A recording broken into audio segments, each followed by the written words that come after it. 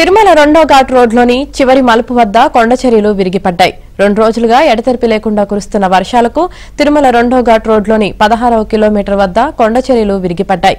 ఘటనా స్థలానికి చేరుకున్న ఇంజనీరింగ్ సిబ్బంది బండరాళ్లు, మట్టి పెళ్లలను తొలగిస్తున్నారు.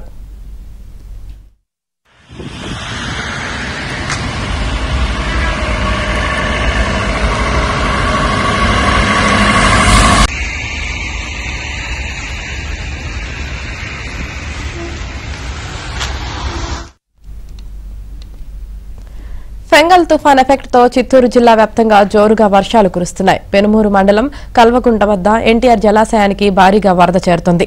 దీంతో జలాశయం 2 గేట్లు ఎత్తి దిగువకు నీటిని వదిలారు.